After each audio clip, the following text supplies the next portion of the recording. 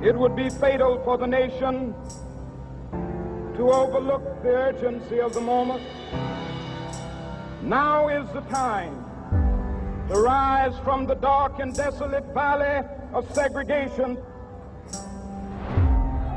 Let freedom ring from every hill and molehill of Mississippi, from every mountainside. Let freedom ring.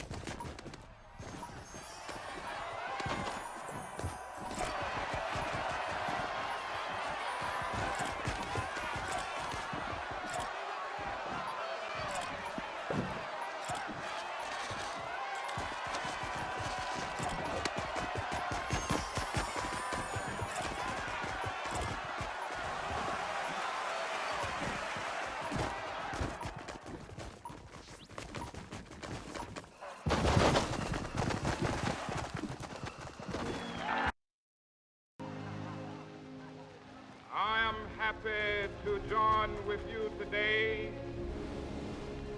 in what will go down in history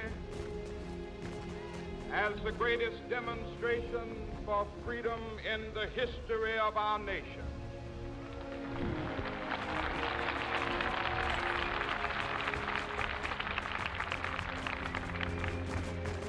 Five score years ago,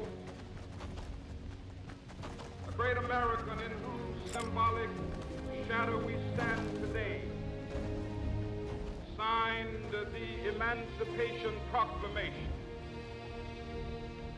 This momentous decree came as a great beacon light of hope to millions of Negro slaves who had been seared in the flames of withering injustice.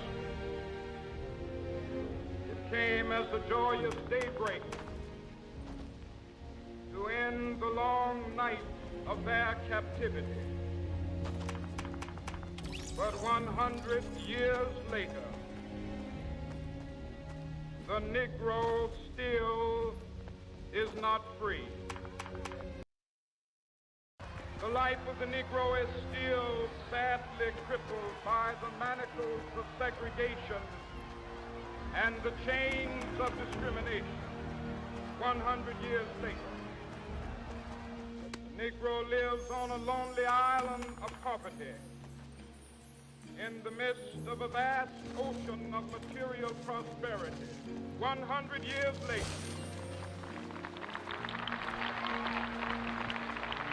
the Negro is still languished in the corners of American society, finds himself in exile in his days, to dramatize a shameful condition. In a sense, we've come to our nation's capital to cash a check. When the architects of our republic wrote the magnificent words of the Constitution and the Declaration of Independence, they were signing a promissory note to which every American was to fall heir. This note was a promise that all men, yes, black men as well as white men, would be guaranteed the unalienable rights of life, liberty.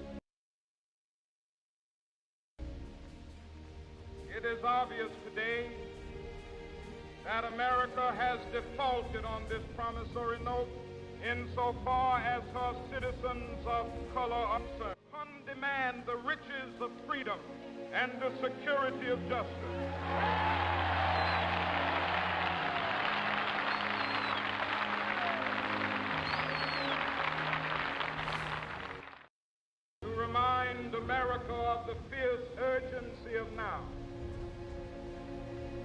This is no time to engage in the luxury of cooling off or to take the tranquilizing drug of gradualism.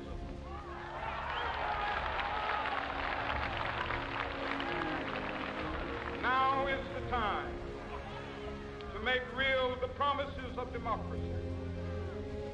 Now is the time to rise from the dark and desolate valley of segregation to the sunlit path of racial justice. Now is the time to lift our nation from the quicksands of racial injustice to the solid rock of brotherhood. Now is the time. This is the reality for all of God's children.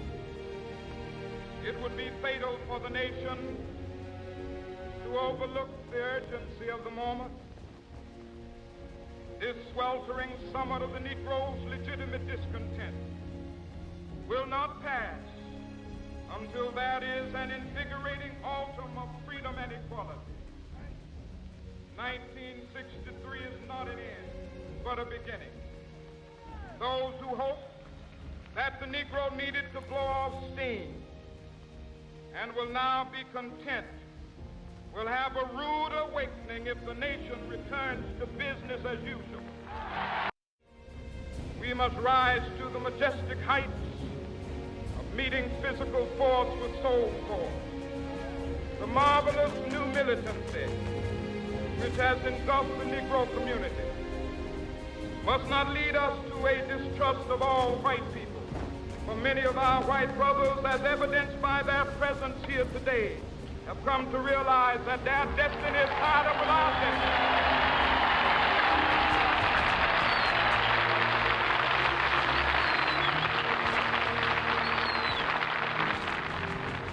They have come to realize that their freedom is inextricably bound to our freedom.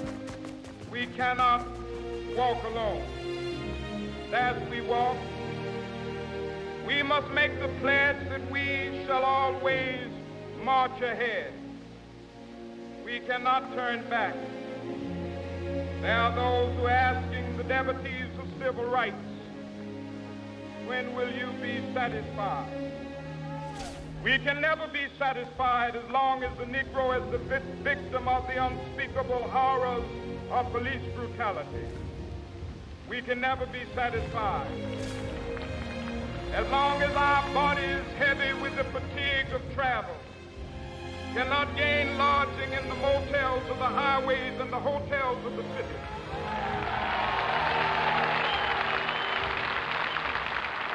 We cannot be satisfied as long as the Negro's basic mobility is from a smaller ghetto to a larger one. We can never be satisfied as long as our children are stripped of their selfhood and robbed of their dignity by signs stating for whites only.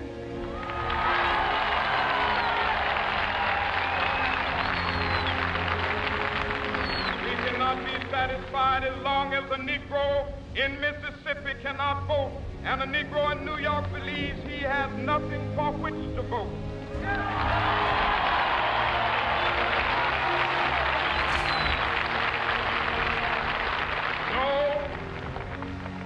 No, we are not satisfied.